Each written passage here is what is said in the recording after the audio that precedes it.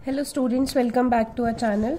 Students, last lecture में हमने exercise 6.4 complete कर ली थी till question number 7। Question number 8 and 9 आपको मैंने होमवर्क दिया था, उसमें कई बच्चों को डाउट है तो 8 एंड 9 में खुद सॉल्व करके दिखा देती हूँ।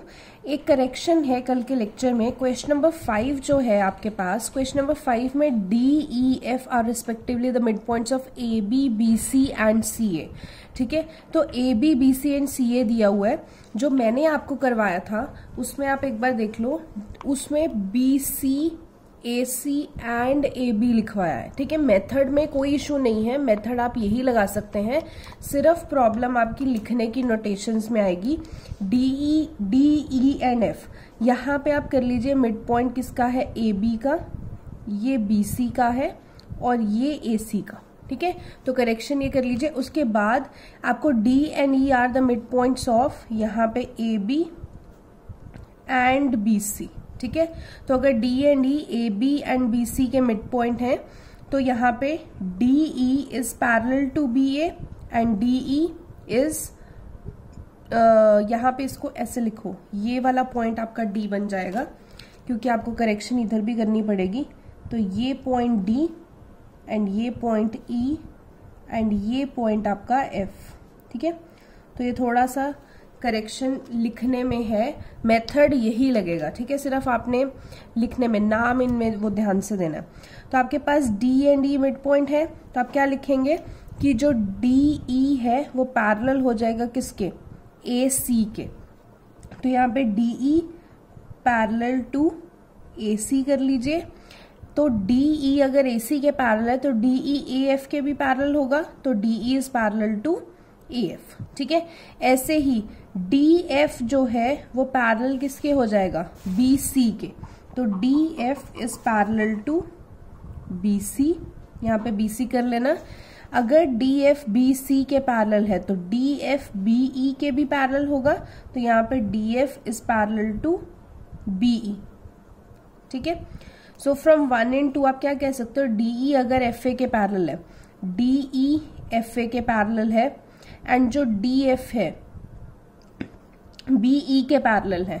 तो मैं ये लिख सकती हूँ कि अगर ये लाइन इसके पैरेलल है तो one pair of sides is parallel, तो ADEF एक पैरेललोग्राम होगा। तो ये आपका सही है कि AFDE इज अ पैरेललोग्राम। ठीक है, दूसरा इधर आपने किया कि DF is parallel to BE, तो DF अगर BE के पैरेलल है तो one pair of opposite sides is parallel, तो ये भी आपका पैरेललोग्राम हो जाएगा। BEFD is also parallelogram. ठीक है, ये उसके बाद। ठीक है, उसके बाद in triangle DEF and triangle ABC, बड़ी वाली ट्राइंगल में आपके पास एंगल FDE, तो FDE यहाँ पे नहीं आएगा।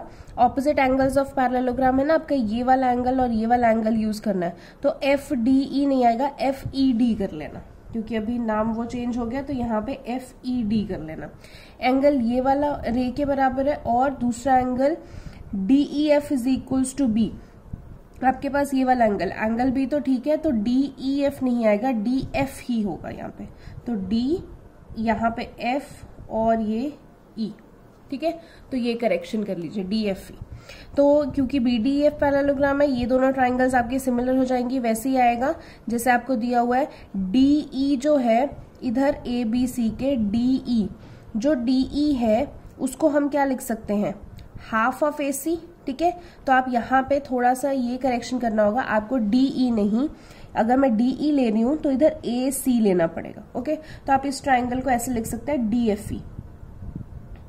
अगर इसको DFE लिख देंगे, इधर भी DFE लिखेंगे, यहाँ पे भी DFE लिखेंगे, और इधर भी DFE लिखेंगे। तो अगर DFE लिखेंगे तो यहाँ पे DE अपॉन नीचे AC कर लेना। तो यहाँ पे जो DE है वो क्या है? AC का हाफ है, तो यहाँ पे AC का हाफ, तो नीचे भी AC, तो कैंसिल होके आपका 1/4 बन गया। ठीक है, वो सिर्फ नाम में था, यहाँ पे मिस्टेक थी, तो सिर्फ आपको नाम चेंज करने पड़ेंगे, बाकी सब आपका करेक्ट है। अब आपको क्वेश्चन नंबर 7 में डाउट था, तो क्वेश्चन नंबर 7 स्टार्ट कर लेते हैं। क्वेश्चन नंबर 7 नहीं, सॉरी, क्वेश्चन नंबर 8 स्टार्ट करते हैं। आपको इसमें एमसीक्यू में डाउट था। ABC and BD are two equilateral triangles such that D is the mid point of BC।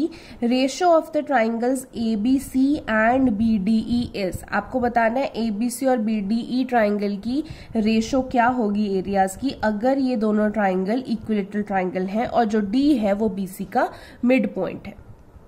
तो आपने पहले बना लेनी है, अगर ABC मेरी ट्राइंगल है और D मिड पॉइंट है किसका, BC का, तो ये DE हो गई, तो ये DBE जो है ये भी आपकी दूसरी ट्राइंगल है। दो ही ट्राइंगल बोली हुई है, ठीक है, तो आप ये लिख लेंगे DBE।